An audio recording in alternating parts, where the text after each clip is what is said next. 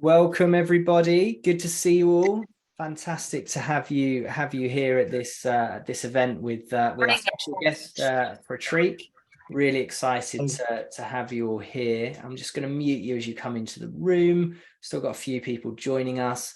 So look, a couple of things before we start, just to kick things off.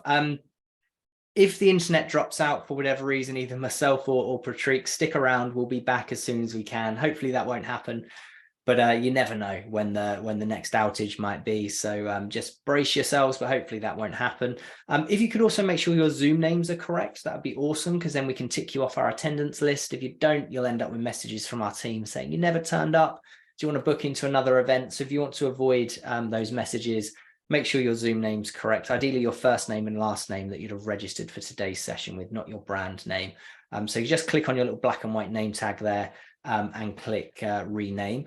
It'd be great if some of you could turn your videos on. It's great to see your faces rather than presenting to a room of sort of blank avatars. There we go, Sean, good to see you. And hopefully some others can join us as well. There we go, good, nice. There's actual real people. It's not all AI bots just recording what we have to say. There's real life people in this Zoom room, which is amazing. I'm also, as I said, just going to have your microphones on mute just to cut out any background noise. We will have a Q&A at the end. Prateek's going to be speaking for a bit. I'm going to be speaking for a bit, and then we're going to do a Q&A at the end. So save up any questions you have for then, jot them down, and we'll answer those as we go. So quick introduction to myself before we jump in. I'm James Church. As many of you will know, I'm the author of the best-selling book Investable Entrepreneur, co-founder of a company called Robot Mascot. We're an investment readiness agency. We specialize in creating materials to convince investors, working exclusively with pre-seed, seed, and Series A funding rounds.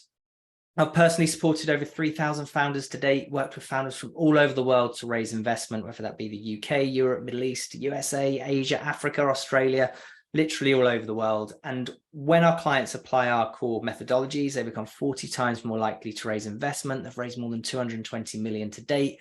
We've won global awards for what we do, the Disruptor of the Year Award, Business Advisor of the Year Award as well. And as I'm sure many of you know by now, what we really want to see at Robot Mascot is just for great ideas and innovations to flourish. We get so frustrated at seeing great ideas fail because of poor communication. Now, before we continue, I just want to say a massive thank you on behalf of Abuya here, many other African women just like her. At Robot Mascot, we really do believe in the power of entrepreneurship, not just the incredible impact that our clients make on the world with their incredible innovations, but the power it has to change lives at an individual level. So by purchasing a ticket for today's session, we've collectively provided 20 years of finance and business training to female entrepreneurs in Africa, so they can use the power of entrepreneurship to pull themselves, their families, and their communities out of poverty. So that's 20 women going to get a full year of business training as a result of us all being here today in this session, which is pretty awesome. So I'd like to give a massive thank you to Prateek for sparing his time to help us make this incredible impact, and for all of you for being here and contributing to this incredible cause. So it's a massive thank you. Virtual round of applause for everyone, because I think that's an incredible achievement that we've done today just for being here. So look, before I invite Prateek to join us and take the stage, I'm just going to point you in the direction of my fundraising strategy session. If you're interested, drop a note in the chat. You can join me for a 90-minute session on raising investment, covering in more depth some of the themes we might cover in today's session as well, delving inside the mind of the investor. So I'll probably share a link in the chat at some point, but for now, let's introduce Prateek. Prateek I've known for a number of years. He's an incredible founder of a business called Foundraiser, an investor outreach agency. He helps kind of those post product market fit founders, those sort of seed Series A rounds, get to the right investors through personalized outreach at scale to the right types of investors.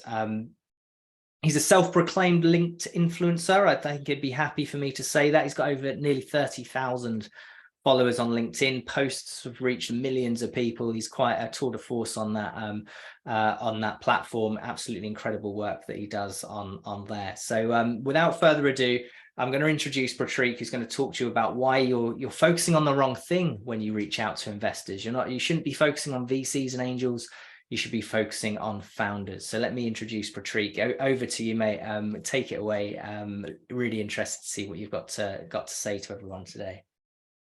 Hey everybody, how's it going? Yeah, it's kind of interesting that a while back, many years ago, I actually connected with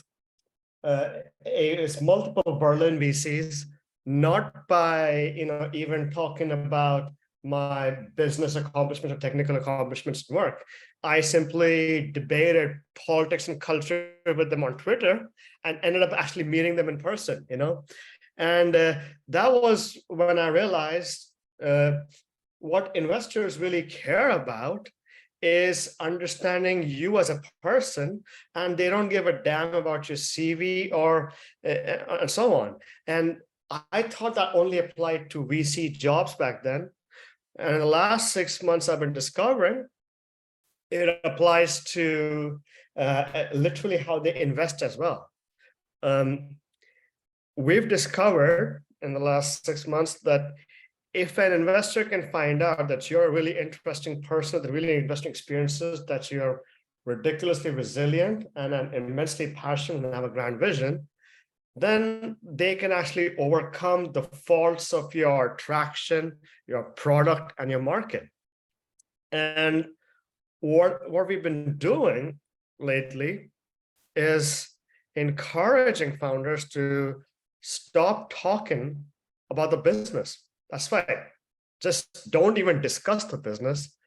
Talk instead about how you went to China on a missionary trip, or how you actually build a crypto mining system at Stanford, stuff like that. These kind of life experiences, they just resonate way more with investors than your business plan, because if the first question on an investor's mind is, do I like this person?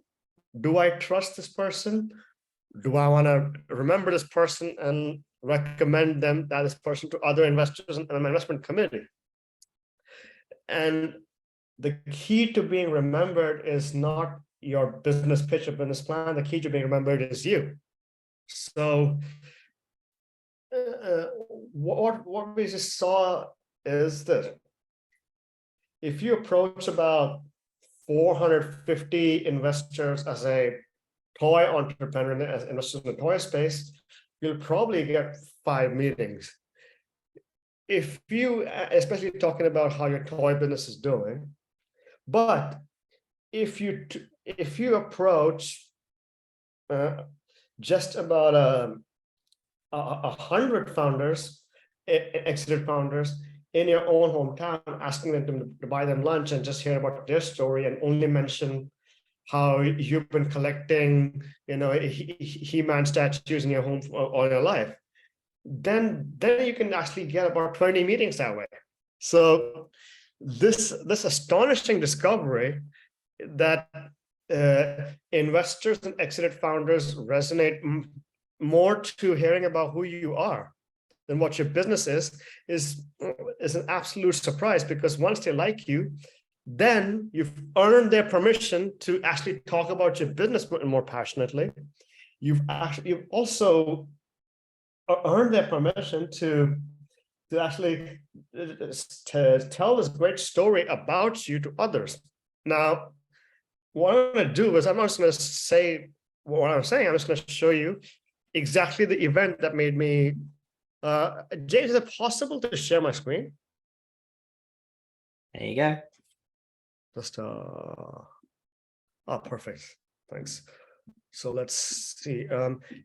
This is the outreach portal from which I've been managing all my clients' outreaches, and here is where you'll see one of the most fascinating things that made me change my perspective on what do people care about. So, right. If we just look here,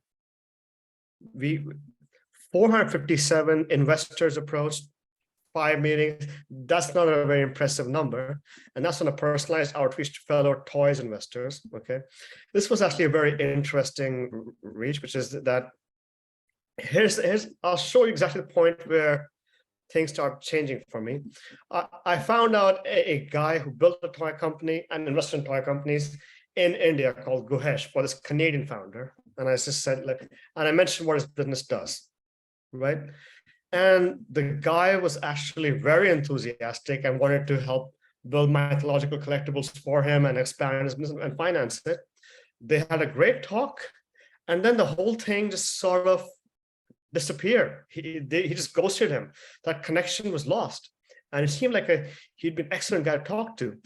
There was another guy that he spoke to who was, let's see,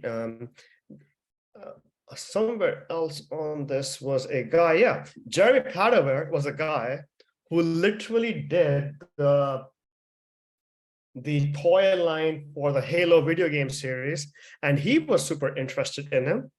And they also talked, and then the ghosting happened. And then I realized, okay, what seems to be going wrong is that the two guys most interested in him from this angel investor outreach, they just kind of forgot about him and stopped caring.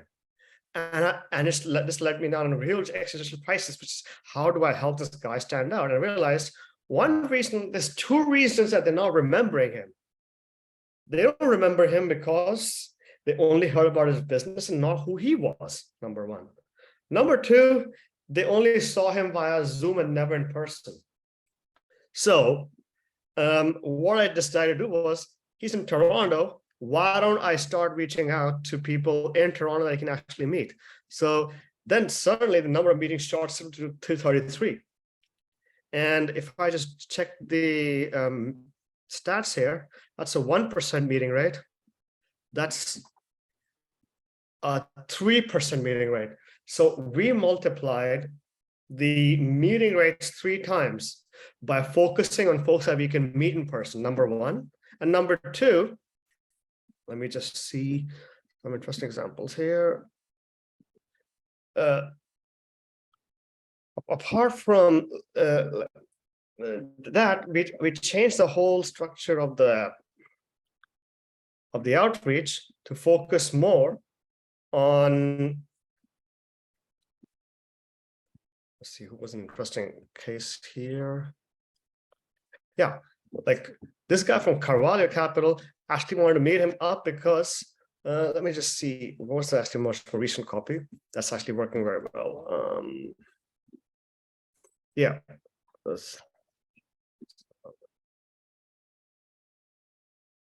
Okay.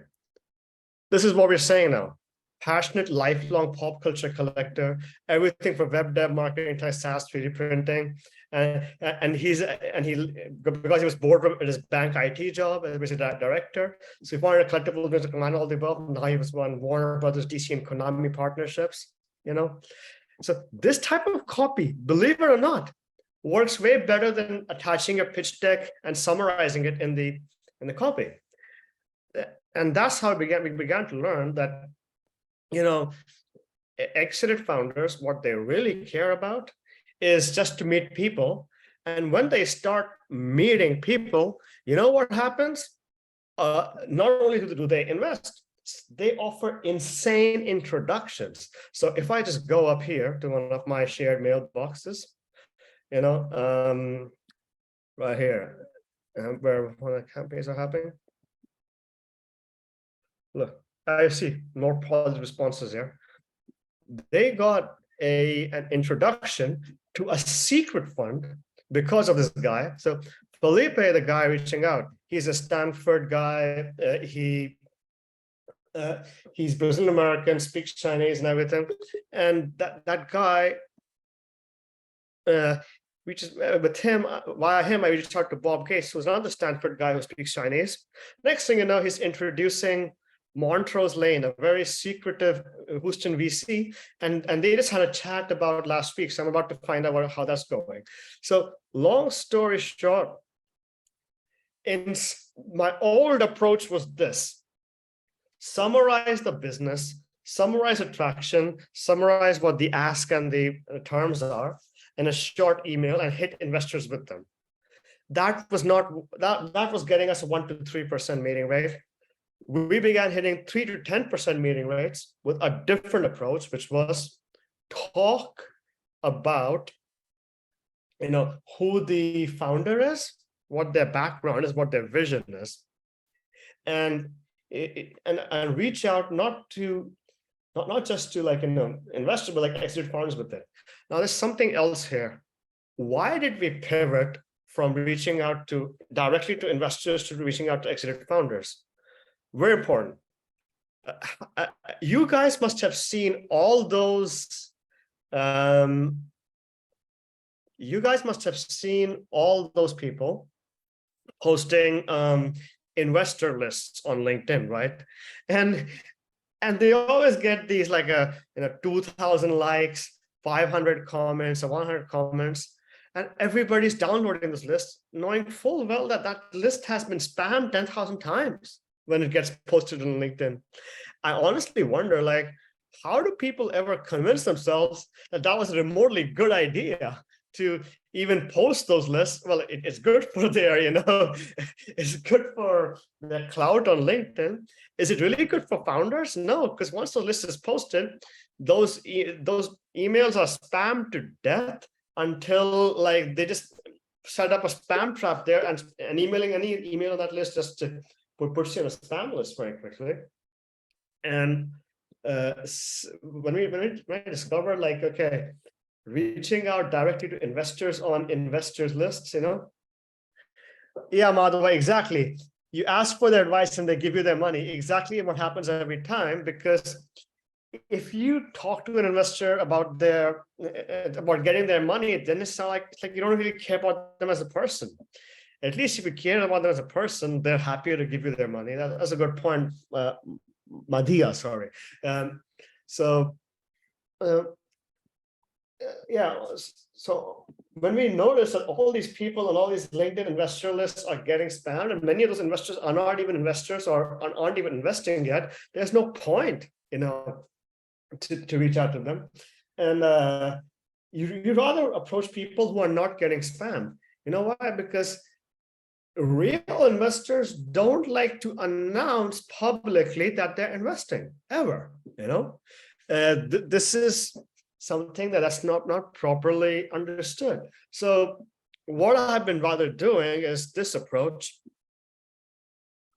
Whenever I want to approach founders in a particular field, I like to do it this way.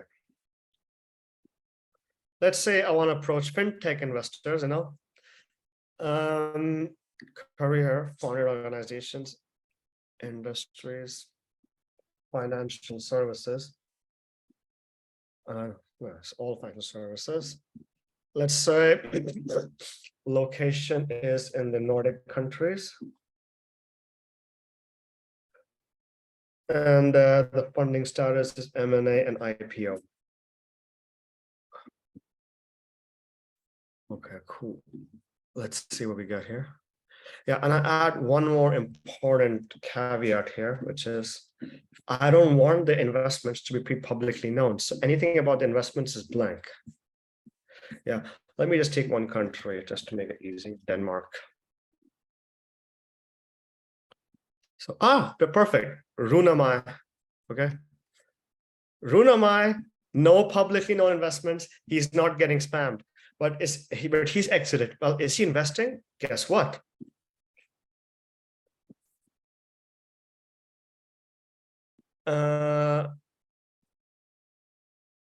He is, yeah. He literally exited to MasterCard, I believe. Yeah, he exited to MasterCard. That's plenty of money. And now he's investing other folks. And this kind of people who are not on investor lists, they are way better to approach. So just to summarize, what is the shift? Old way was talking about your business and hitting investor lists with it. The new way is talking about your life, your background, your passion, and approaching fellow founders with it. And with this new approach, we've tripled or 5 times our response rates. And you don't even need to lead with the pitch deck. You can send the pitch deck after the meeting just so that they can recommend you to their friends. But so that's pretty much it. Any questions about this? Amazing. That, Prateek, we'll probably come to some questions at the end, I'm sure.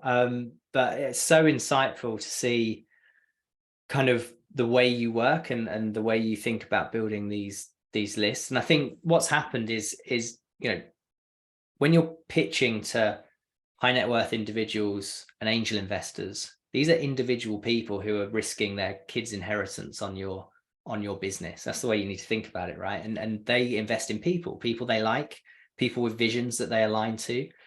They do it more than for money, because it's high risk, right? They're probably going to lose their money investing in you, so they're doing it for some other reason. And what seems to have happened is when you have a professional fund and you have an investment analyst at a fund, they've got a checkbox to get it through to the next round, and therefore the approach, like the old approach you were talking about, was here's my business, here's the traction to date, and here's what I'm raising, because they need to get through that firewall of that junior analyst to go and talk to the people in the fund. That approach doesn't necessarily work with an angel investor or a high net worth individual who's looking to invest in a person, a human, a passion, a vision. They need to know you. They need to know the business, and I suspect that's why you're seeing that work, is because for the last 2-3 years, people have been taking the approach that works with kind of a VC fund that has a very rigid kind of assessment process and trying to apply that to angels and high net worths. And it makes sense when you explain it the way you've explained it, why that wouldn't work. By the way, Adam is asking about what software we're using here. Okay. The first emailing software you saw was Woodpecker. Okay. Now, why do we use Woodpecker? Because Woodpecker randomizes the time between every email sent so that you don't end up in the spam folder. How do you end up in the spam folder? All the emails providers, what they do is they detect the frequency of the mails being sent out from an email. Now, if they see that there's an even interval between them, you end up in the spam folder. So that's why I like to use Woodpecker. I like to use Woodpecker as a single place where I can manage all my clients' outreach, and then I can send them the statistics from the campaign from that same place. Well, so it's just an email scheduling tool. The other tool was James and my favorite, which is Crunchbase. Crunchbase is just a data querying tool, really. It doesn't always have the most accurate data, but it has a very intuitive way for structuring queries. So I'll just put this in Crunchbase. Crunchbase you use for finding this type of information on people, information on companies and investors, and funding rounds. That's pretty much it. And we pretty much start out every investor outreach with Crunchbase, mainly because it's $500 a year, unlike Bowhurst, which is £12,000 a year. Have you used Bowhurst, James? I haven't, because it's £12,000 a year. Yeah.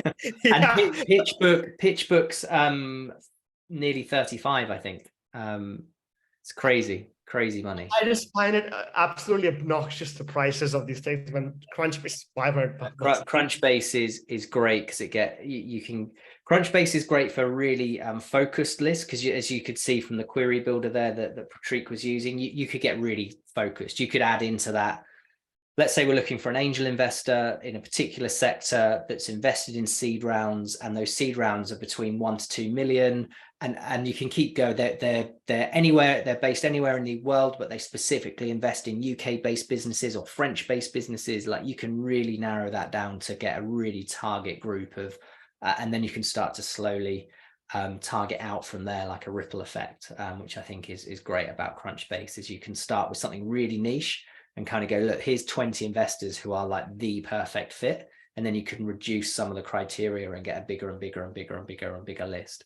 If you want a really broad list, just like LinkedIn Sales Navigator, just punching in there, high net worth in like CEOs, CFOs, high net worth sort of individual kind of job titles.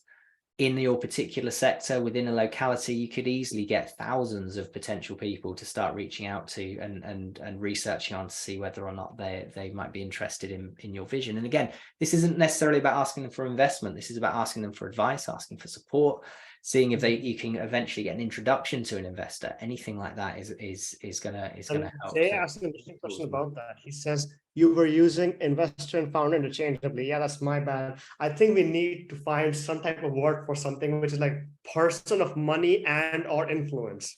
Basically, somebody who has made a lot of money and has influence. They might not put money in your business, but they have credibility and they can recommend you to other people, you know? Yeah. People of clout. I love that song.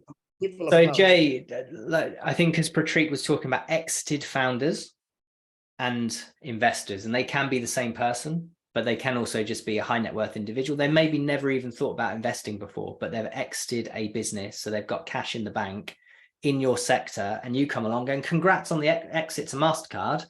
What a hell of a deal. I'm building this in this space. I'd love to pick your brains for 15 minutes. And then who knows where it'll go from there. You know, it's being a bit more clever with kind of going, who is likely to be an investor, as opposed to someone who puts investor on their LinkedIn profile, because they're probably the people not investing.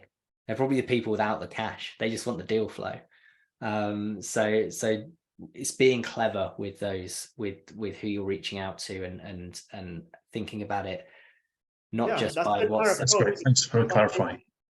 Is to find like unknown people with huge clout among other moneyed folks, you know, and people who are unknown but have immense respect among communities of business owners and investors. Those folks can really take you far. I'm actually told that a friend of mine, who's actually a competitor, he worked with Jude Law on his investor outreach. Now, after Jude Law, he's worth 80 million pounds, but he can literally use money to buy influence, but he has no influence among business owners and investors. And he needed to do an outreach to people in the rural UK owning big farms, you know, and, you know, pubs and restaurants, so they can actually invest in his brand. And it's kind of interesting how money does not exactly equal influence. And that's why I like what the song said, clout. And unknown people with huge clout, they got fewer folks chasing them, but if you can win them over, they'll make amazing intros. That's it. So look, I'm going to jump in now and talk through a campaign playbook, a kind of how do we bring all this together? How do we take everything that Prateek's just told us on the investor outreach and manage a campaign from start to finish? So how do we go out and raise some investment? So I'm going to go through spend the rest of the session before we jump into a full Q&A with myself and Prateek, just thinking about how do we get campaign ready? How do we follow a playbook? What's a step-by-step guide that ties in everything that we do, everything that Prateek does, and everything that people like Seed Legals, our partners there, do? How do we take a step-by-step timeline? How should you be managing your campaign? So I want to start by just sort of sharing some background. Look, raising investment is pretty easy, but only when you know how to do it. You know, the first time founders have a 1% success rate in raising investment. That jumps to 48% for your second round. So once you've done it once, it becomes, well, 48 times more likely that you're going to close your round the second time. So it's all about just understanding the process. It's not that difficult. It's just understanding the process and knowing what works and what doesn't work. So something's getting in the way of founders raising investment for the first time. They're only 1% are getting the investment that they should. And over the years, having supported literally thousands of founders with this stuff, there's always two big issues that come up. I call them the investment killers, and they're going to derail any investment opportunity. Now, the first of these killers is not being able to convince investors that you're worth the risk, that you're not able to communicate that you and your business are the ones to back. And the second killer is what Prateek's just mentioned there, is your ability to seek, meet, and convert investors. Like, very few founders have a ready-made network of high net worth individuals who are ready to back their business. So seeking out someone who's likely to invest in your business, building that relationship with them so that they'll deposit thousands, if not millions of pounds or dollars into your bank account, it takes some time, right? And you need to approach the right people in the right way, and finding enough of these individuals to actually close your round, because you're normally going to need 3, 4, maybe 5 investors to fully close your round, can be even harder. It's hard enough to find one, right? Try and find 5. So when any one of these 2 struggles are present, it's game over for founders. You become unable to close your round. So don't worry, it's not all doom and gloom. I'm going to share with you a playbook for effectively running an investment campaign today. We're going to go step by step through a journey that you need to go through to solve these 2 investment killers. So let's jump in. Now, the first thing you need to understand is that your goal is always to get overfunded. You should be going into this saying, I need to end up in a position where I have more investors wanting to invest in me than I actually need. That should be a given as the starting point objective for this investor outreach. Because this gives you 2 of the most important things you're going to need, right? It gives you momentum and it gives you leverage. So to do this, we need to use an investor's fear of missing out. Investors are suckers for FOMO. They hate the idea of missing out on the next big thing. So to leverage this fear, we need to work creating an environment that leaves investors queuing up to invest in you. You need to have more investors than you actually need, so that you can play them off each other. You can create leverage. You can negotiate the best terms, because if someone's not going to agree to your deal terms, then there's other people out there who are willing to do so. It allows you to close your rounds more quickly and on better deal terms. You need excess demand in your round. That should be the starting point, not just trying to find one investor that might just about close my round. I want to find more than I need. I want excess demand. That should be your objective. When you have excess demand, you can close your round, as I say, more quickly on the best terms. And to do that, we need to approach investor outreach like any other marketing campaign. Raising investment is just an investment round is just a fancy name for a specialist marketing campaign to sell a product, that product being your shares and the customer being the investor. That's all it is. So we need to create a marketing funnel. We need to stimulate demand. We need to load potential investors at the top of the funnel, and we should expect them to work their way through key phases of this campaign: an initial pitch, maybe some second and third meetings, and a final expression of interest before going into due diligence and closing the deal. Now, we obviously expect investors to drop out at every stage, so we need to reach out to more investors than we expect to invest. To be in that position at the bottom of the funnel, there's more investors willing to invest in your business than you actually need. So how many is enough? What are the numbers around this funnel? Well, to work this out, we can look at the 50-10-2-1 rule. Now, I'm not saying this is exactly, that slide says 30. That's a mistake on that slide. So 50-10-2-1 rule, sorry. So this is the typical expectation of a campaign. You shouldn't be expecting to reach out to 1 or 2, 5 investors and being able to close your round. For every 50 investors, not 30, 50 investors that you reach out to, you might expect 10 of them to view your pitch. Of those 10, you might have 2 end up going through the sort of second and third meetings and ending up expressing some level of interest in your investment round. And of those 2, you probably should expect 1 to make it all the way through due diligence, all the way through the legal process, and ending up actually depositing some cash in your bank. Now, there's reasons why they might drop out all the way through this campaign, but that, in my experience, is what you should expect. So if we say on average a typical investment round will have 4 to 5 investors making up the total amount you're raising, and you want to be oversubscribed by about 50%, so you have more investors than you actually need to close your round, then you're going to need to have 8 investors as a minimum to the bottom of the funnel ready to invest. So in my experience, you're going to need to reach out to a minimum of 400 investors, right? A minimum of 400 based on these numbers to get those investors that you need. And suddenly you see the problem, right? Suddenly you see that, whoa, hang on a minute, I don't know 400 people with millions of pounds that can put some cash in the bank. And this is why we need to go through a process like Prateek was talking about, doing this large scale personalized outreach. So how do we make this happen? What do we need to do? How do we tie all this together so we get enough investors at the top of the funnel, while at the same time making sure we stay laser focused? We only speak to the types of investors who will be most interested in investing in our business, And then how do we force enough of them through that funnel? So hopefully we can get better conversion rates through the funnel than what I just shared, or at least match those metrics. How do we get them through that funnel so that they end up with all the information they need to pull the trigger and deposit some cash in your bank account in return for some shares? Well, there's 5 core steps to a successful campaign. First is asset preparation, then there's investor targeting, promoting the investment opportunity, capturing interest, and converting interest. So I want to take you quickly step by step through each of these 5 phases you need to go through. So assuming we're starting from a standing start, you've just decided you need to start raising investment for your business. The first thing you're going to need to do is you need to start the asset preparation. Now, this is where you need to prepare for investor scrutiny. There is no point reaching out to investors if you're not adequately prepared. Fundamentally, you're going to need 3 things to prove to an investor that you can be trusted with their money. You're going to need a business plan that showcases your strategy for short and long-term success. They're going to scrutinize this in the due diligence phase of the process.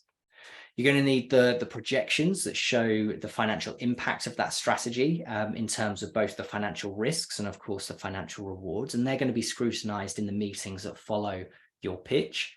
And then the pitch is, of course, the first thing you're going to present. You need a clear, concise, and articulate pitch that's going to get investors to buy into this concept from the very first outreach. So they actually want to sit down and have a meeting with you. They actually want to talk through the projections and the plan. If you don't have a great pitch, you're not going to open the door to future conversations. Now, you might have heard me talk about these 3 assets in the past in another session. So I'm not going to repeat all of the detail around that today. But if you do want to drop into that 90-minute strategy session where I unpack those 3 assets in more detail, then there's a link in the chat, and we'll talk through this particular asset preparation phase in more detail on that session.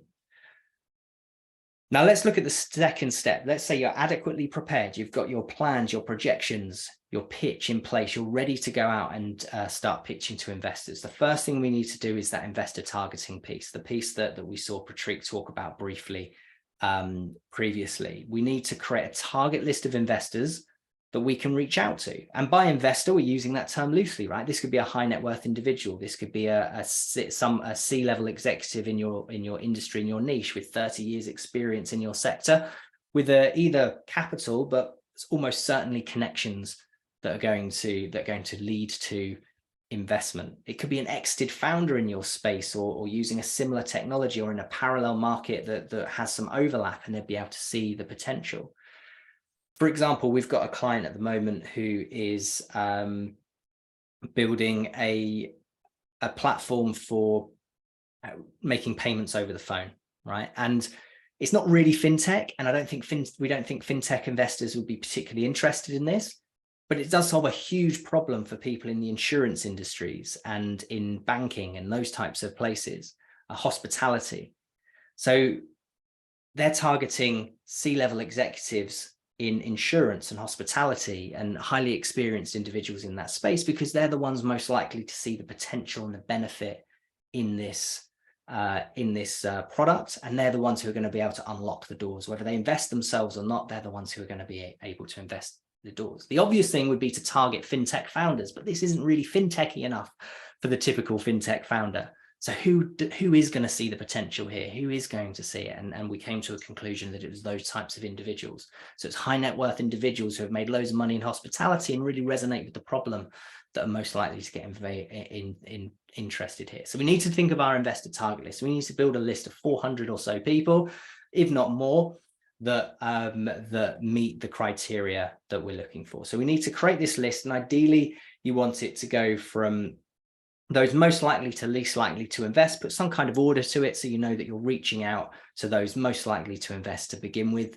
So you're hopefully cutting down the time it takes to execute on your round and complete your round. But you want to create this target list, 400 or so individuals. You know, there's no point pitching your B2B enterprise SaaS technology business to a healthcare investor with a track record in investing in healthcare. They're not going to be interested in your B2B's enterprise tech. So make sure that they are relevant. Make sure you go from most likely to least likely in the order that you approach them. Now, when you're creating a list of investors, and we're thinking about kind of using tools like Crunchbase here, ideally they've matched sort of at least 2 of the following attributes, right? They need to have invested in a round of a similar size to yours in the past. There's no point reaching out to an investor that invests in $2 million rounds when you're raising $200. You're a million miles apart. They've never invested in people at such a small amount before that it's just not going to be on their radar. They've invested in businesses within a similar industry, niche, or technology to yours. So, you know, they're in a parallel sector, they're in a similar niche, they've used similar technologies before, they've invested in those categories, and they could be a good shot. They've previously invested in businesses at a similar stage of development to you. So we know they have a track record of investing in pre-seed stage, seed stage, Series A stage investments. Or, as Prateek was talking about, they're exited founders or investors in your niche. If a founder or an investor has recently got a big payday out of investing in your space, they are a great and prime contact because they've made a load of money. They've got a return on investment by investing in your sector. What are they going to do with all of the returns from that previous investment? It makes perfect sense to reinvest in a sector that they've just had a big win from. So if you can build a relationship with those individuals, you're likely to get their investment. So if they match 2 or more of these 4 criteria, they're probably making quite a good target for you to invest into. Now, you might want to do a bit more research around them beyond that, but if they match 2, if they match 3, if they match all 4, then happy days. But as long as they meet at least 2 of these things, they're probably a really good target for your investment. Now, once you've got that target list in place, you need to start actually promoting your investment opportunity to that list of investors. You need to go through all 400, and you need to start trying to find ways to get in front of them, right? So typically, I find there's only 4 tactics that really work, right? Warm introductions, that's the holy grail. Anyone on that list of 400, I don't care what you need to do, what you need to promise to, and to whom you need to promise it to, get yourself a warm introduction to those investors. Hands down, the best approach. Failing that, personalized, researched outreach via email, exactly what Prateek was talking about there. It could be we're talking to someone who are trying to build rapport by talking about something personal to you that resonates with the investor that you're talking about. But you could look at it as kind of going, well, I just need to let these investors know why I've chosen them. I see you've recently invested in company X, Y, and Z. We're doing something really exciting in a similar space. I think it'd be great to have a chat. You then want to move through. Once you've done that, you can look at applications to funds and angel groups. They work as long as you meet their criteria. They have very specific criteria. Often it's regional based as well. So there's no point investing outside, asking for investment to a fund or group outside of their published criteria. It's just never going to work. So only apply to funds and groups where you match their criteria. Then the final approach that works is posting about your round on social media. So this, some founders don't feel comfortable about being public with this stuff because they're worried about, if we don't close the round, do I look like a failure? No one's going to remember. Maybe a few people will ask you, but very few people are going to remember. But being public about this means that you're going to unlock hidden investors in your network or hidden introductions in your network. People who already know you, like you, trust you, have done so for the past 10 years. Maybe it's your ex-boss from 10 years ago has done really well in their career. And they're now, they actually do some angel investing on the side. They're one of those people with clout that we were talking about earlier. They don't publicize on LinkedIn that they're an angel investor, but they do invest in the odd business, and they might see what you're doing and go, I already know you, I like you, I trust you, I've been following your career for the last 10 years, I'd love to be involved, let's have a chat. Or they might say, look, I advise this company, they've recently raised investment, they're in a similar space to you, here's 4 investors I can introduce you to. Building in public, talking about what you're doing often unlocks opportunity. So these are the things that work. The things that don't work, and the things that founders do all the time, which really frustrates investors when I speak to them, is copy and pasted emails. It's the same thing to every email, no personalization, no effort to establish why you might be sending it to the investor. LinkedIn connection requests, asking for money in a LinkedIn connection request is the equivalent of a cold call. If someone rang you up today from a withheld number and said, hey, I'm James, I've got a really brilliant idea. Do you want to give me 2 million so I can get it off the ground? You'd be like, what the hell? And you'd put the phone down. It's the equivalent. The same thing is happening on LinkedIn. People who you don't know are contacting them, contacting these investors on LinkedIn and just saying, give me a load of money for my brilliant idea. No, you're not even going to get the connection request, let alone a response. Build a relationship first, the money will come later. The other thing that doesn't work is these cold databases and mailing lists. As Prateek said, they are full of spam emails. If the emails even work, they've been spammed to death and no one's going to respond to them, so they don't work. And investment brokers, I find, at an early stage don't work. Pre-seed, seed, and most Series A rounds, investment brokers don't work. Investment brokers, anyone who's good at investment broking and has a network of investors, have figured out that 5% of 5 million is more than 5% of 500K. Where am I going to invest my time in trying to broker a deal? I'm going to do it on the $5 million round. Thank you very much, not the $500 round, because it's going to take me probably less time to close a more established business there round through my network than it is a pre-seed seed startup that's got little traction and evidence. So it's going to cost me less time and I'm going to earn more money. Any good investment broker is brokering those types of deals. The ones that are offering to broker early stage deals are often new to the game or have some other ulterior motive that you need to make sure you're fully aware of before you engage with them. So that's what I find works and doesn't work when it comes to investor outreach. The next step is to capture this interest. All your outreach is going to lead to this moment. You're reaching out to investors and you're going to eventually end up in a scenario where you're pitching to them. You're having meetings, you're having conversations, you're building relationships.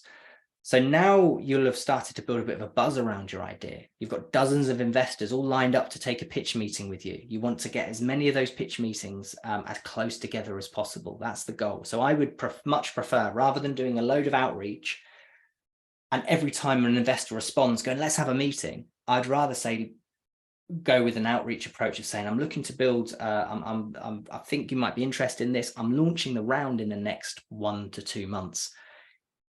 Let's book should we book a meeting? I'm taking investor meetings between this date and this date. Should we book a call? Give plenty of notice, get something booked in and try and book and condense those meetings. So do a month's worth of outreach and book 2 weeks worth of back-to-back meetings after that outreach finishes, because that allows you to condense all these meetings into one space. And that allows you to say in those first parts of the meeting when they're like, hey, how are you today? You can say, so excited, we've just launched our round. We've got 10 meetings lined up this week, another 12 lined up next week. By the end of the week, you can say, I've had 10 excellent meetings this week. I've got 3 expressions of interest. I've got another 12 meetings lined up next week. You're creating FOMO. You're creating that fear of missing out. You're creating this buzz around your idea that gives investors that reassurance. It gives them that social proof. They're always asking founders to provide traction and validation around their idea. Give them traction and validation around your funding campaign. Tell them how many investors are interested.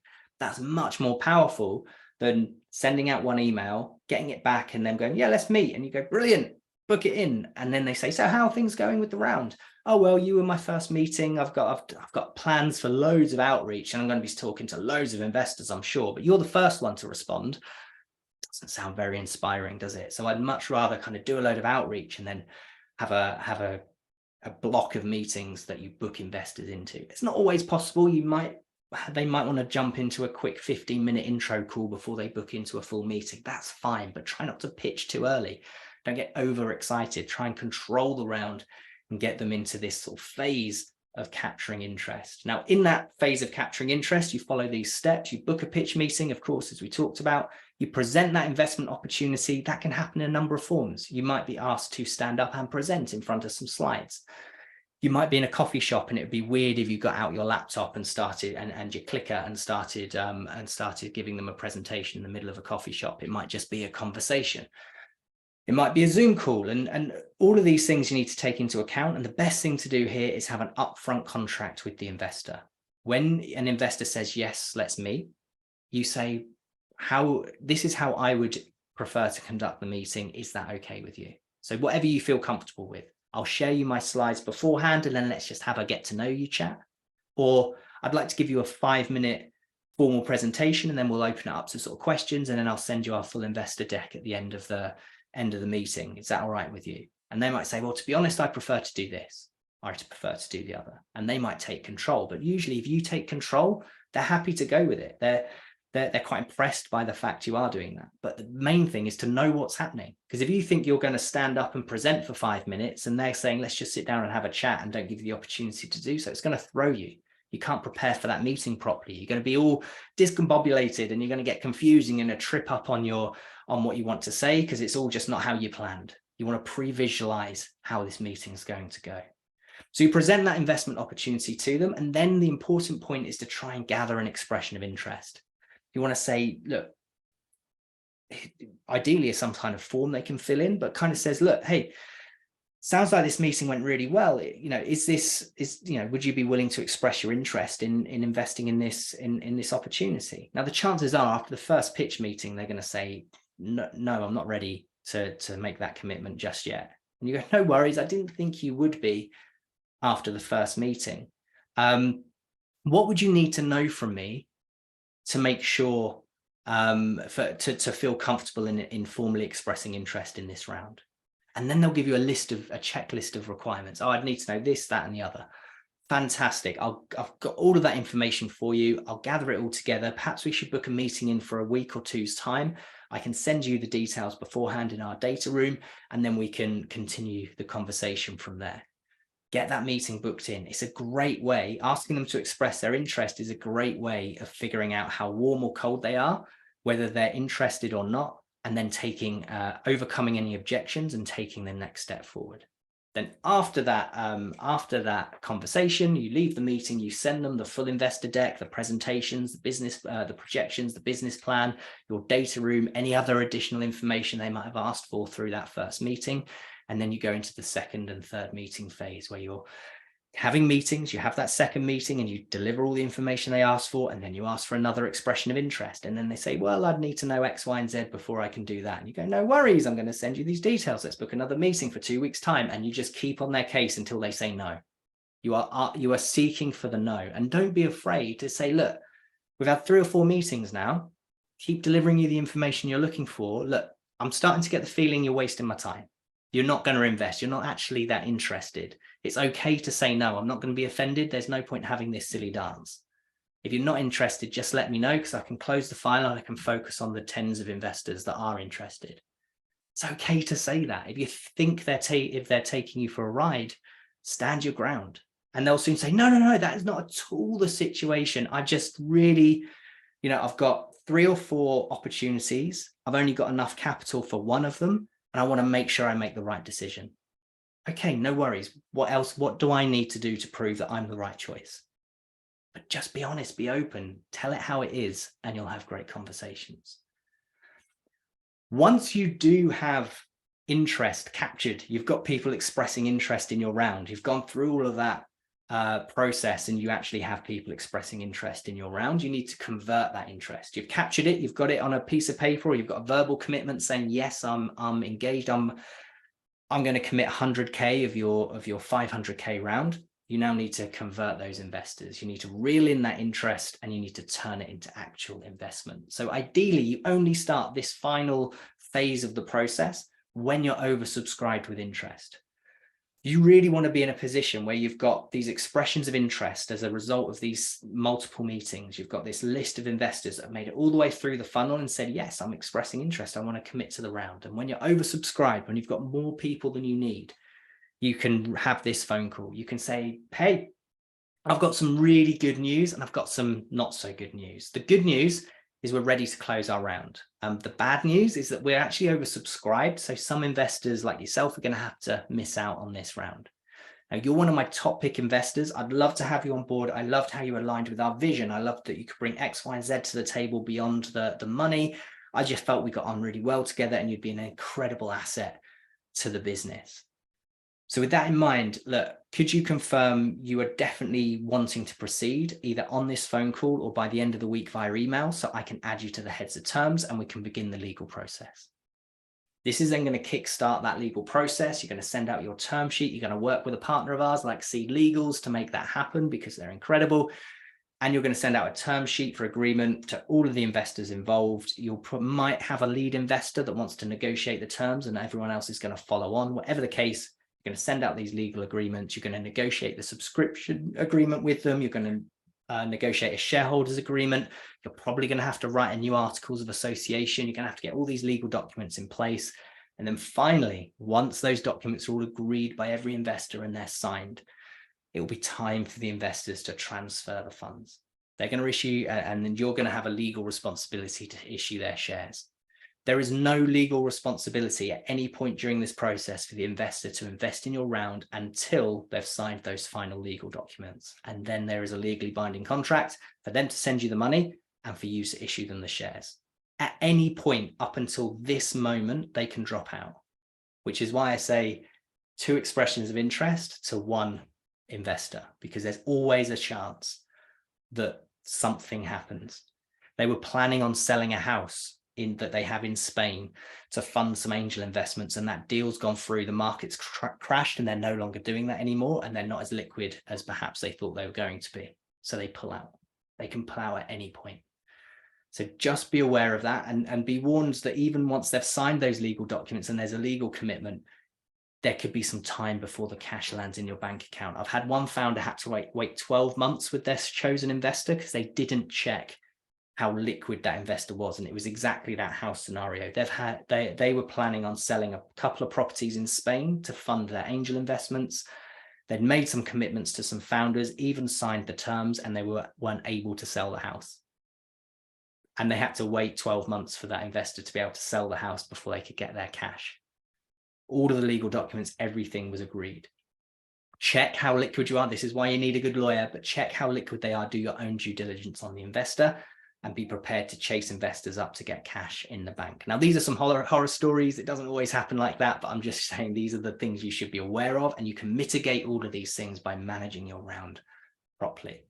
So by executing this kind of precision, laser-focused outreach campaign, going through these 5 steps, you can really leverage investor FOMO, you can close your round more quickly, and you can do so on better terms than most founders. Now, this is exactly what Robert and James, our clients at Plen, did. They raised a pre-seed round that was 300K more than they were asking for. They then closed a £40 million seed round following that about 18 months later. So they are absolutely flying. They know exactly how this process works, and they nailed it. Zoe Desmond of Frollo, she runs a single parent community. We've been involved with her from the very start, and she's closed multiple rounds from angels and venture capital firms using these strategies. And Outmin as well, a European client in Ireland, raised 1.5 million euros using and following this formula. So look, I want to leave you today with some gifts. You can learn more about this fundraising process in my best-selling book, Investable Entrepreneur. So if you haven't already got a copy, visit the Robot Mascot website, click the Get the Book link, and you can get a free PDF, you can get a free audiobook, and if you're in the UK, we'll even send you one for free in the post, completely on us. We pay for the postage and the book and everything. You don't have to lay out a penny. So completely free book from our website at Robot Mascot. You'll also find loads more freebies and resources in the free resources section of that website as well. If you haven't already, I highly recommend you take the Pitch Ready scorecard. This is our tool at Robot Mascot that's going to help you benchmark your investment readiness. It's going to tell you how prepared you are to go out and execute on these strategies. And you could connect with me on socials. I'm on LinkedIn, I'm on Facebook, I'm at JamesChurch88 on Twitter and Instagram. I've got daily insights on all those channels, and I also do fortnightly videos on YouTube as well. So if you're a YouTube user, please sign up. Where are we? Something's happened. There we go. So look, just in case you were wondering, every opportunity is an opportunity to pitch. Remember, there's different ways we can support founders to execute on this strategy. We've got Pitch Ready Sprint, a 12-week investment readiness program. We've got Pitch Ready Mentoring, which is one-to-one monthly coaching sessions, and we have Pitch Ready Seed, a complete done-for-you service where we execute this whole in preparation and investor outreach strategies for you and support you all the way through the process. Our clients, when they execute on these, when we deliver these services for them, they become 40 times more likely to raise investment.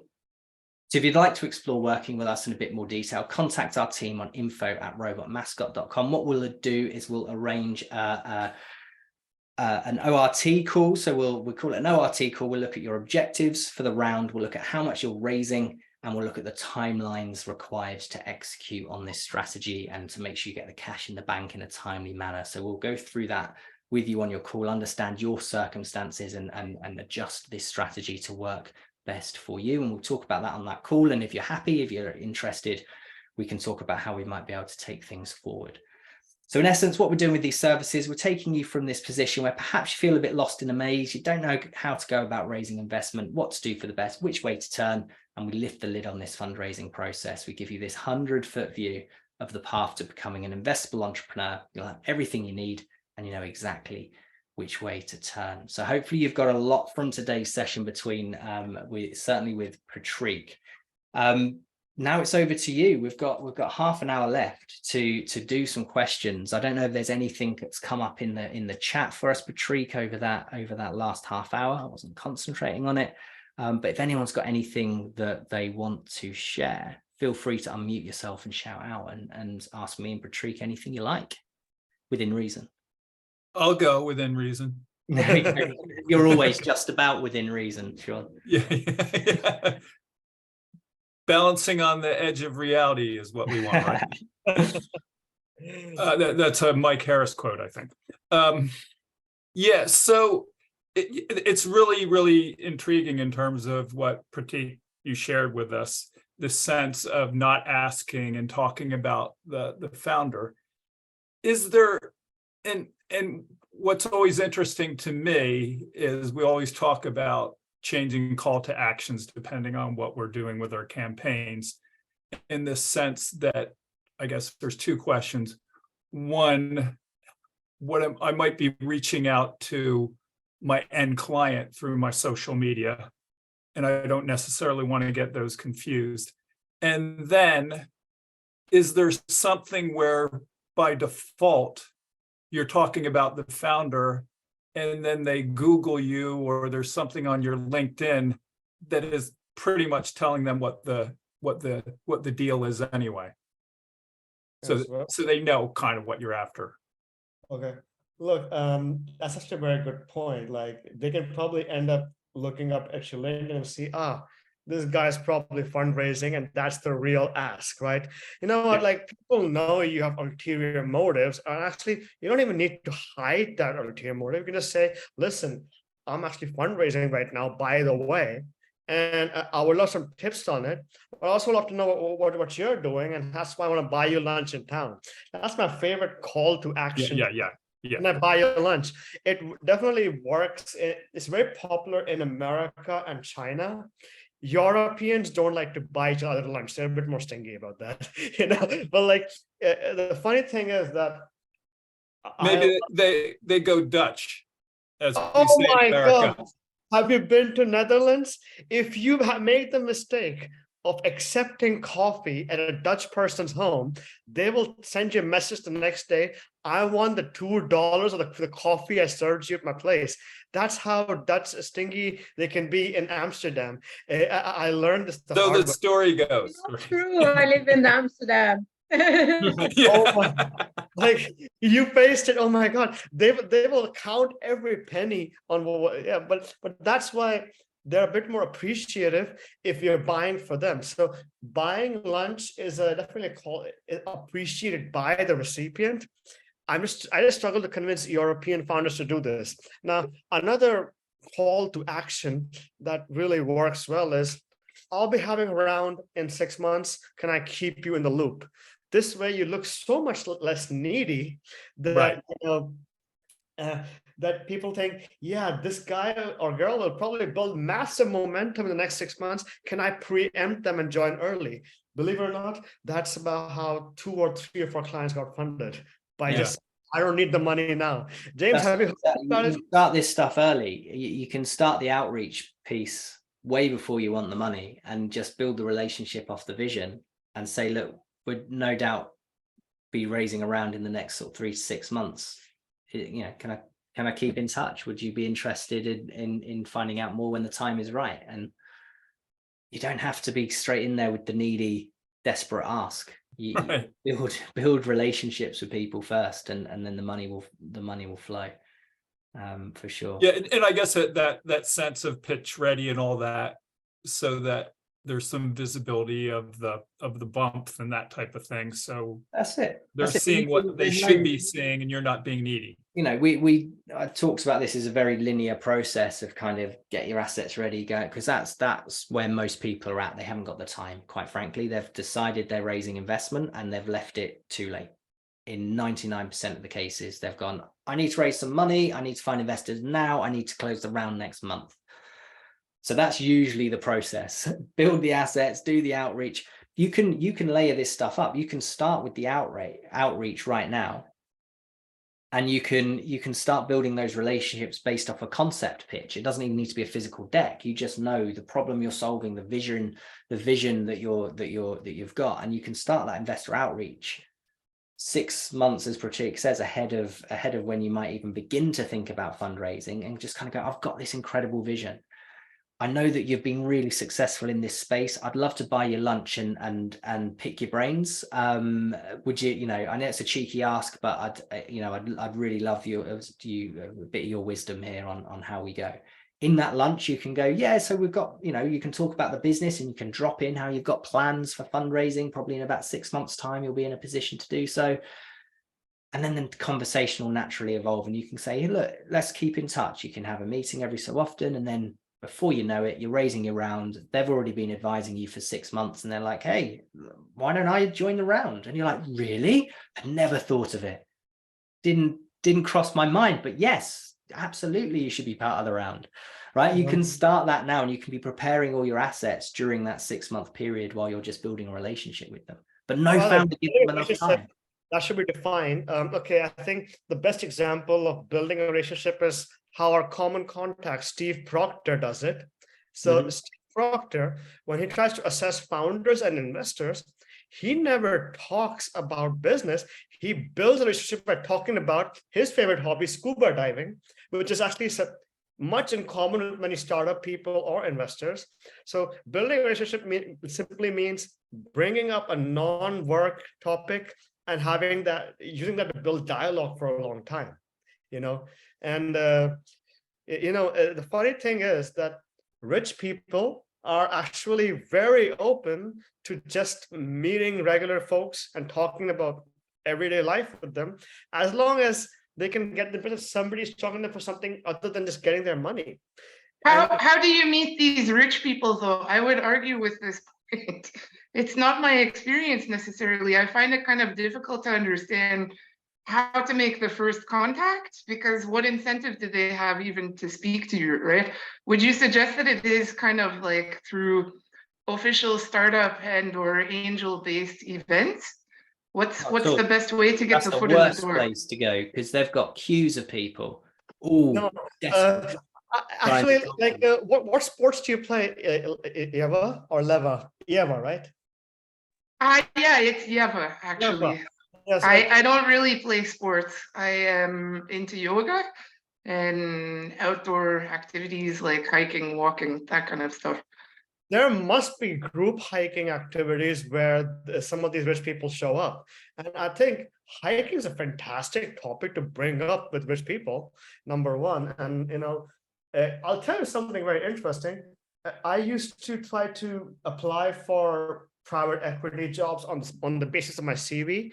And I discovered those jobs always went to my friends who were in the same ski resort as the private equity fund managers. That's how rich people function. They literally hire or invest in people based on who they can talk about their favorite hobbies with. It's not even a joke. It's actually quite real. There's group hiking on the West Coast, that's for sure. Yeah, in California. Yeah, I don't know much group hiking in New Jersey, though. Maybe there should be one day. But yeah, I think it's really to your point, it's about finding a mutual connection. So a lot of these high net worth individuals, and they might be quite new to the game, right? They've recently exited their business, or they've got a successful business that they're very happy in, and they're at a point in their lives, right, where they're willing, that they want to support the next the next generation coming through. And as long as you have something, so whether it's the skiing or the hiking, or whether it's that you both, your vision, you're pitching your vision, you're saying like, I want to, this thing really pisses me off and I want to change the world to make it a better place in this area, whether it be something you saw within your job in corporate or whatever it may be, but they connect with that and they go, I've always thought that as well. And then they want to connect with you and they want to support that next generation coming through. We don't, rich people do love free stuff, Prateek. So like, that's why they're rich, right? They get the free stuff. But it's about building that relationship, walking and just kind of, Prateek's talking about, what did you say, a 3 to 10% response rate. So for every 100 rich people you send out to going, here's my vision, here's my passion, shall we meet for lunch? Yeah, like 10 people are responding. You don't need 100. If you're reaching out to enough at scale, which is exactly what Prateek does, you don't need to win over every single one of them. You just need to win over enough. You need to win over 3 or 4 to close your round, or 3 or 4 who can make an introduction to someone who can close your round. So all you need, and there is millions more rich people than ever in our society, you just need to reach out to enough of them to get 4, 5, 10 meetings. Yeah, but what I can do is let's connect after this call and I'll open up a list of exited founders in Latvia, and let's write together a bio email where the call to action is, can I buy you lunch in Riga? Are you in Riga or somewhere else? Yeah, that would be awesome, actually, because I do have something else I would like to speak to you and or James about after. So maybe via you first. Thank you very much. Yeah, let's do it. Yeah. There you go. So that's all it takes, right, guys? You've just got to plan this strategically, and you've got to start thinking about building these relationships before. And there has to be an icebreaker. There has to be a, here's the vision, here's the passion, here's the something that I'm doing that connects us. But then you take the conversation from there. The worst way to break the ice is, hey, I'm raising 500K, I'm raising 2 million. Do you want to invest? That's a really shit icebreaker, right? So you've got to just do it in a way that opens doors. Like I was buying dinner for a guy the other day who's built 9 businesses, exited 7 of them, and ran the UK's first SCIS fund, and grew it to the 5th most active early stage investment fund in Europe. Which is not short of a few bob. I want him as long term. I want him as a strategic advisor for Robot Mascot. Short term, he's actually doing some work with some of our clients as a consultant. Why is this guy who's ran the 5th most active fund in Europe and exited 7 businesses, worked for some of the world's biggest consultancies in the process, working with some of our founders and wants to get involved with Robot Mascot? Because he saw my book and was like, that's the book I wish I'd written. Let's talk. And I reached out to him saying, look, it would be great to buy you lunch. And he was like, oh, every time I give a talk, I recommend 2 books, Lean Startup and Investable Entrepreneur. Like, I would love to have a conversation with you. Let's go for dinner. And we took the relationship from there. Eventually, who knows where that relationship will go? He might invest in Robot Mascot. He might even buy Robot. He might be our exit strategy, or he might introduce us to the people who would buy Robot Mascot eventually. We're planting the seed now, building that relationship now over a common ground of supporting startups and founders, because he's at a loose end. He's done 9 companies. He's had he just wants to help founders right now. And he can do that through us because we deal with all the project management, and he just does the bit that he loves. Like, it's just about building a relationship, reaching out to someone, taking a chance and seeing where the conversation goes. Turns out we're both really into history, and we got nerding out on some of the history YouTube channels that we both enjoy. And now we're like busy mates, and we're sharing YouTube videos with each other going, have you seen this one? Like, that's all it takes, is just to have a meeting and then find that common ground, and then build on it from there. But and to James' point, it's really bad to build relationships in these startup events, man. I love these kind of virtual events because serious people are here exclusively. But like, if you go to a startup event, it's full of dev agency people trying to sell you something. Lots of Indian and Eastern European people trying to look for jobs, and not enough founders trying to learn from founders. That's what I find missing, and that's why I think it's just better to really find via LinkedIn Sales Navigator, LinkedIn, Yeah. awesome people in your town and reach out directly. The other thing you can do, yeah, we're thinking about LinkedIn is kind of going, if you've got some target investors through Crunchbase and you've gone, here's the profile of a load of investors, find out through Crunchbase, if you can, who their portfolio companies are, and then go and contact the founders of those portfolio companies on LinkedIn and build up a rapport with them. Oh, you're a couple of stages ahead of me. I see you've just closed your Series A round. I'm just focusing on my pre-seed. Love what you're doing in your space, like very closely related to what we're doing. I'd love to exchange war stories of what it's like to be a founder and take you for lunch, pick your brains on the net. Suddenly this founder who's done a couple of rounds and is feeling good about themselves feels like a hero. They've got someone buying them lunch because they're successful. Of course they're going to do that. Of course they're going to take that meeting. And then over time you build that relationship with them and they introduce you to their investors. It's just about being clever with the way that you outreach to these individuals. Something else I've been wondering about is, like, you know, a lot of people we work with, James, they say they're not happy with, you know, trying to raise money in the UK because they find fellow UK investors very risk averse. But I've been finding the best place to approach people for anything is locally, in person. Because if they see you in person, they remember you, you know.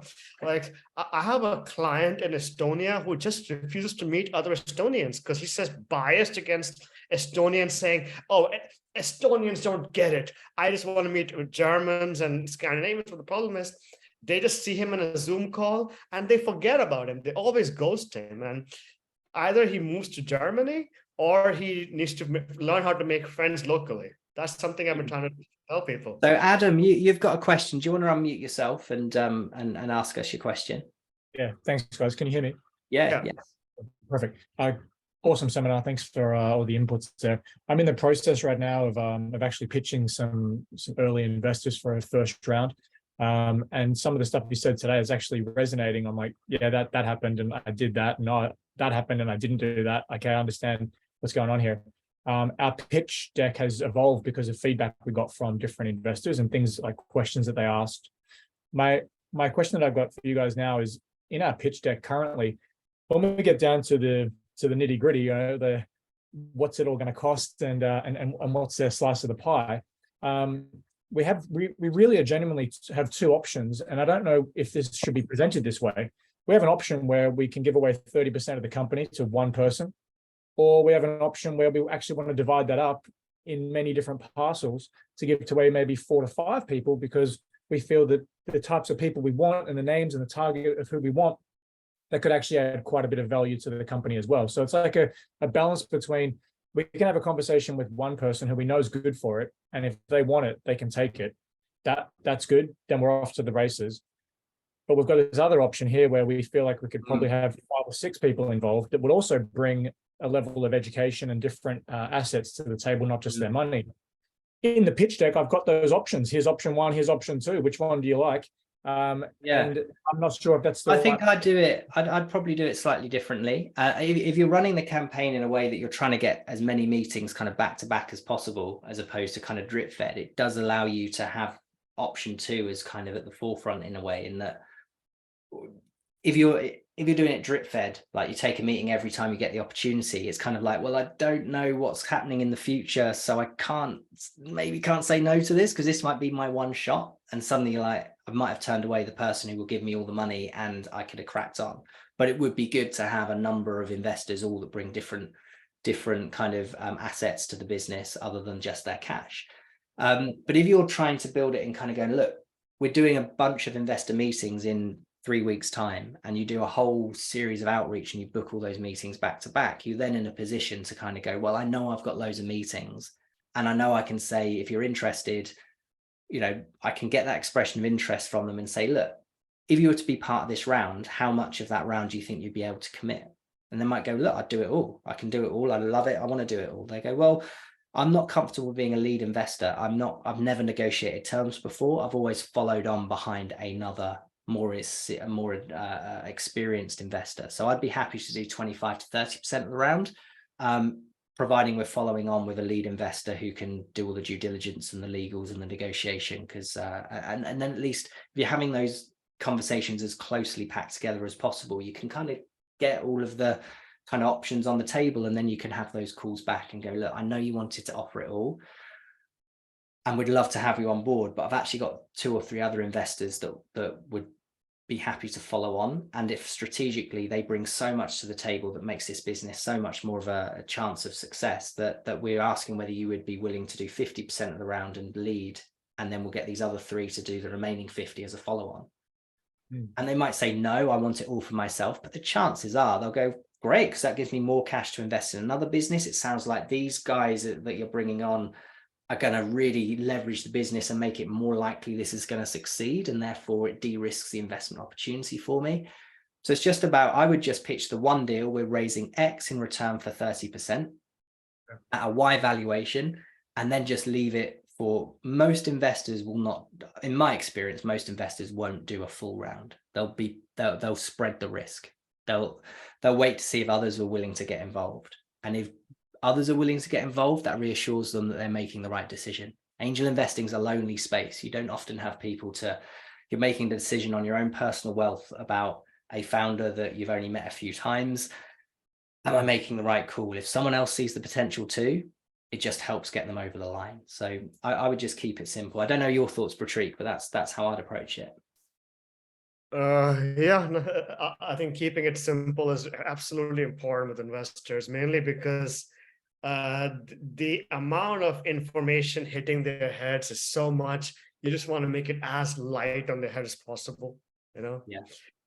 Yeah, one deal, one term. They know whether they can contribute the whole lot or part of it. I think that's a given for most. You can, one way of saying it without saying it is to have a minimum investment amount.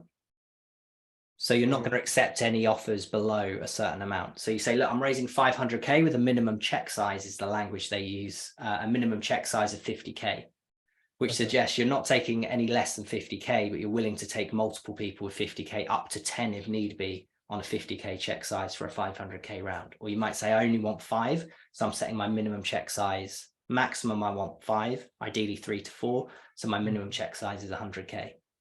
So you can say it without saying it by going, I'm raising 500K for 30% with a minimum check size of 100K. So then you're saying, if you've got 100K to put into this business, then we should chat. If you've only got 10, there's no point. Okay. So that's how you say it without saying it. Did I also catch that this is getting recorded and is going to be sent out to us? Is that right? Should be in the next yeah, it is recording. So in the next 48 hours or so, I'll wait for this recording to kind of upload, and then I'll send it to the team, and they'll figure out getting the recording to everyone who got a ticket. So you can catch up on this. Yeah. Awesome. We've got like 6 minutes left. If there's any other questions from anybody that wants to ask me or Prateek anything, this is your moment. Oh yeah, I've got one more question. If it don't mind. Go for it. If no one else is going to jump in. When it comes to pitch decks, I've seen many different examples, but sort of like 12 pages, 12 slides, that type of thing seems to be a general. This is if you can't get it all in there, then it's too big. You know, put it all on one page. This type of methodology. But when it comes to like, hey, show me the financials. You know, I really want to see these projections. When are we sending that, and at what stage? Is it a separate thing in an email? Is it I'll show it to you in the presentation, but we can talk through some lines? Yeah. When do you actually give them the numbers? You're going to have a top level summary of it in your pitch deck. And this idea of a pitch deck being 12 slides, I would say a full investor pitch is between 15 to 20 slides. You have a teaser pitch that's between 5 to 10. That's like a condensed version of it.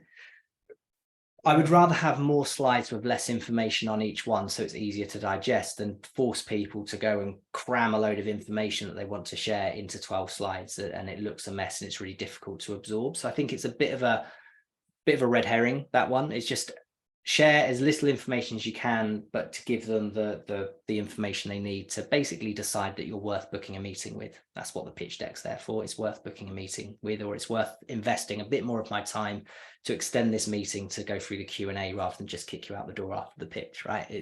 I'm investing my time into this now.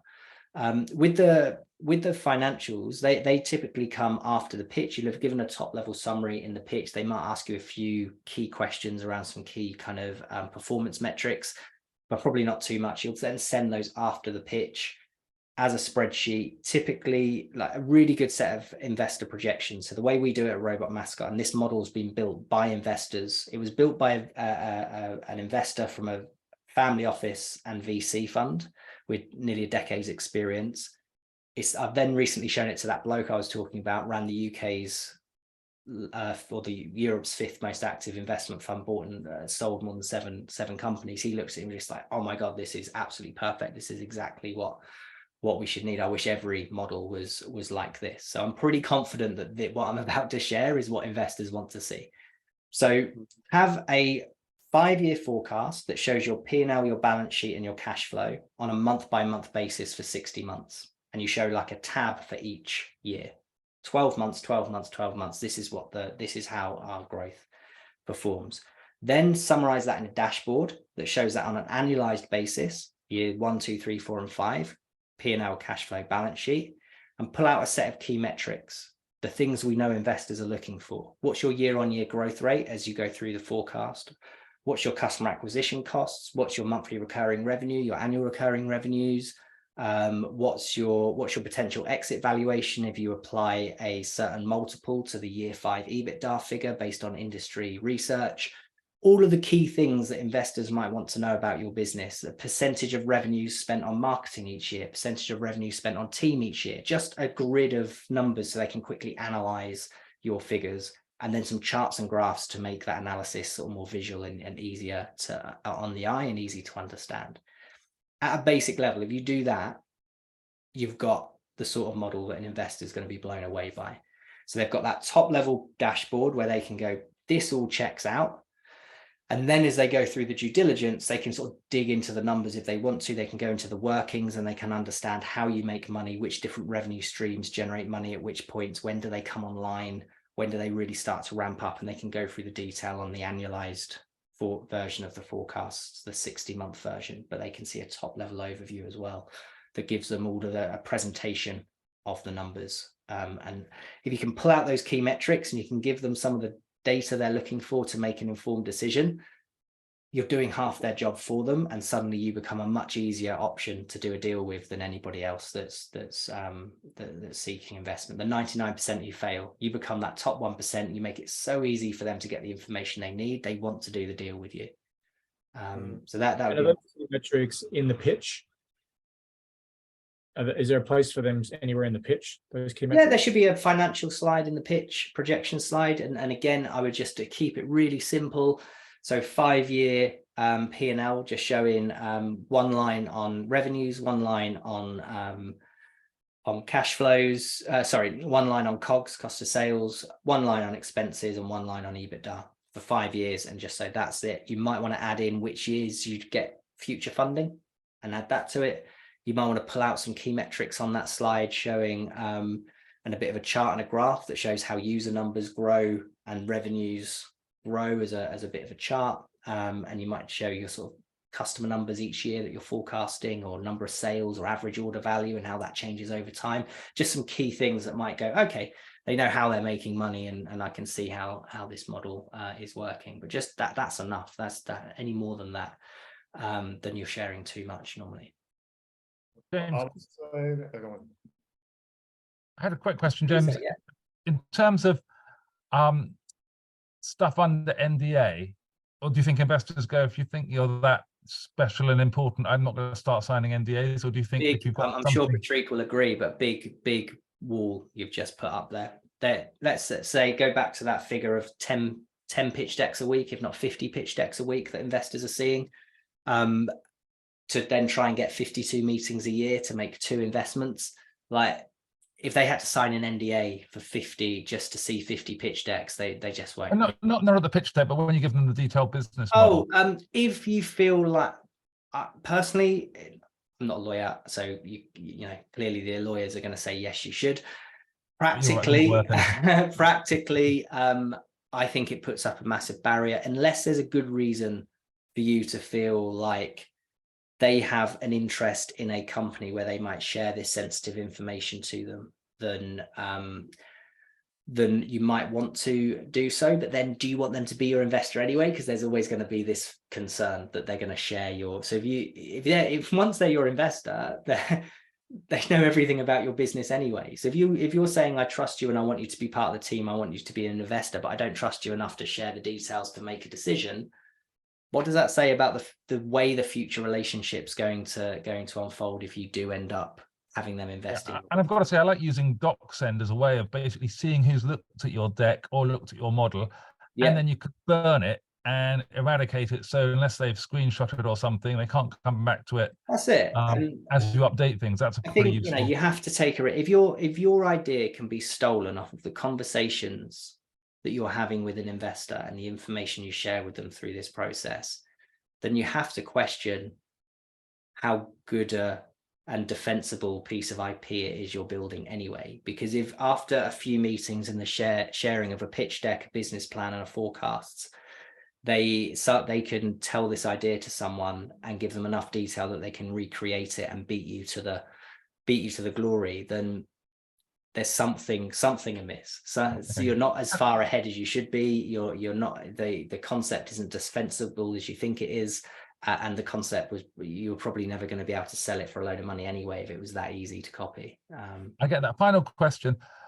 When you're taking somebody for lunch or something, are you better off saying, can I go take you for a coffee? I mean, if I take someone to Gavroche or something, they're going to say, bloody hell, you've got initial funding and you're spending this funding on, you know, the £200 lunch. Take him to McDonald's then. What's the appropriate sort of, where did you take the person you took who was a founder of a big just took him to a half decent Italian in Soho. Right. He didn't take the mick. We decided we'd have a start and a main and a bottle of wine, and that was it. And maybe cost me £100. Okay.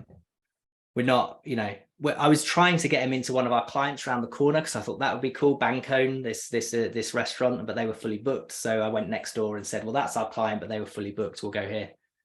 So I just had a story for it, and that was all it took. So yeah, I think it doesn't need to. I mean, Prateek, you can beans on toast on your way home. But I mean, that would be my approach, Prateek. Nothing too fancy. You're a startup founder. It's just the gesture. It's not we're taking just the Ritz or the Savoy or something. Would you agree, Prateek? Oh, you're on mute. Yeah, I would just say it's just more about just say the thing is, like, an investor feels like everybody just wants their money and does not care about them.